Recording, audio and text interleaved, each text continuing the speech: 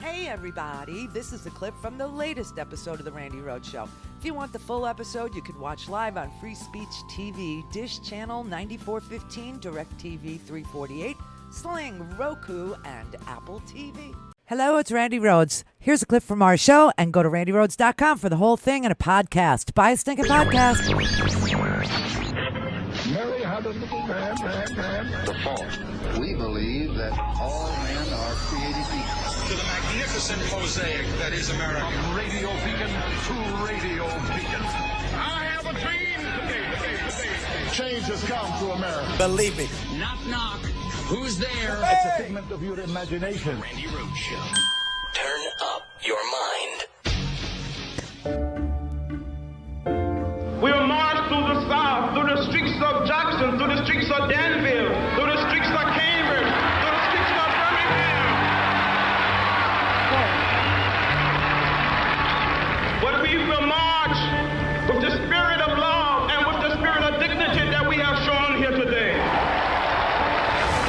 John Lewis.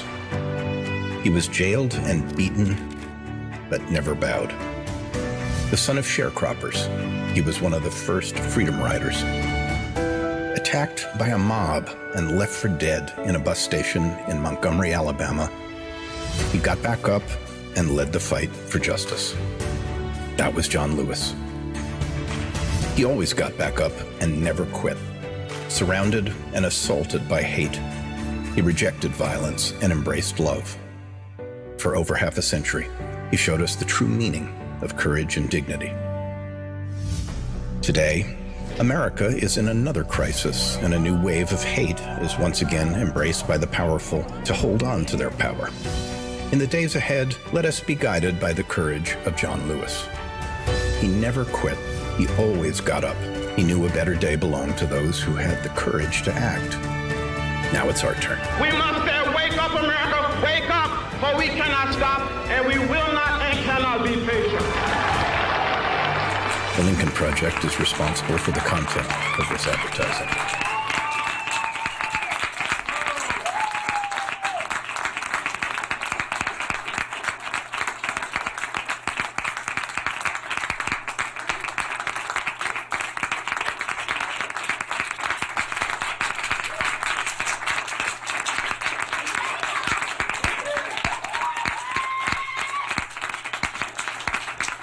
Well, I can't stop crying. And Jessica loved John Lewis, too.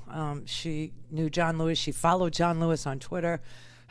I was lucky. I knew John Lewis. I loved John Lewis. I respected John Lewis, and I knew he was sick. I knew he had pancreatic cancer, and I knew he was going to die. But I just joined the rest of America in saying goodbye to John Lewis, except for Marco Rubio, who said goodbye to Elijah Cummings. So Elijah Cummings has died twice this year. Last October, we lost Elijah Cummings, and Marco Rubio tweeted out his photo, and then he tweeted out his photo again when John Lewis died. But I will say, it's always kind of better to confuse the deceased with somebody who has already died than it is to confuse the deceased with someone who is still living. So it's just odd that Marco Rubio or his crack staff didn't notice, that Elijah Cummings apparently had died twice in the last year. So let's just say it was either Marco Rubio or Ted Cruz who confused John Lewis with Elijah Cummings, right? Because we can't tell those two apart, can we? And also, Dan Sullivan, a GOP congressman, he also mistakenly said goodbye to Elijah Cummings as the news of John Lewis's death broke. But then no one knows what Dan Sullivan looks like, so there. But, it's really disgusting and crazy that as hard as John Lewis fought for voting rights, as hard as he fought, as much of him as he gave to the Voting Rights Act, to making sure that people weren't disenfranchised in this here country as late as the 60s, the voter suppression has begun anew. Yeah, I mean, in this Shelby versus Holder, remember that in 2013? That case was the case where the Supreme Court decided racism was over. And so you didn't need states that had a very long track record of suppressing African-American voters.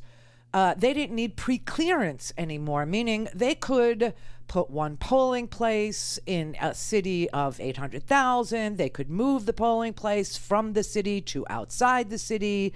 They could do all kinds of things, purge the voter rolls randomly like they did in Georgia, all these things. They could do that without going to the feds and getting pre-clearance because of their heinous history in voter suppression. Well, we have it now again here in Florida. I believe it was on Friday, because I had the story over here, which was supposed to get on the show on Friday and didn't make it, but let's put it out there today because this is John Lewis's worst nightmare. And I'm so sad that on the day before he died, the Supreme Court made clear that his life's work is going to be undone, because the cruel fact is that Florida went to court to include a poll tax on voters who had served their time in jail. See, in Florida, we had this constitutional amendment. It was Amendment 4, and the voters were asked the question, should felons have their voting rights restored if they served their time and completed parole? And we all said yes. 2/3 of us said yes, and so it became a constitutional amendment here in Florida. Well, Ron DeSantis, right, and his ilk decided to go bring this to federal district court and to ask the court to bar Florida from enforcing our amendment, from enforcing, the law that we had chosen. And he said, well, if they haven't paid all their fines and court costs, then these felons should not be eligible to vote.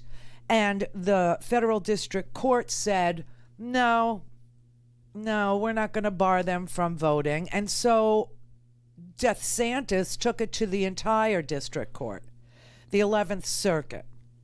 Now, on the 11th Circuit, there are 6 Trump appointees now. There's 12 judges. 6 of them are Trump appointees joining an already 7th judge who is a conservative judge. And they said, no, we're not going to let them vote. And the Supreme Court decided, we're not going to hear it.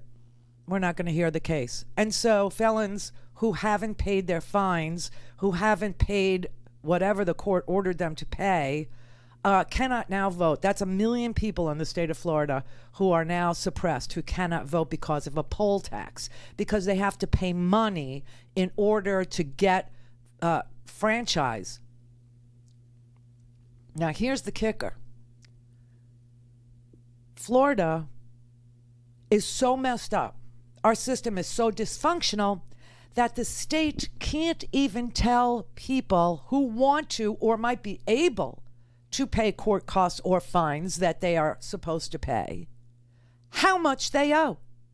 Florida is so messed up, and people here who are trying to get unemployment, you know what I'm talking about.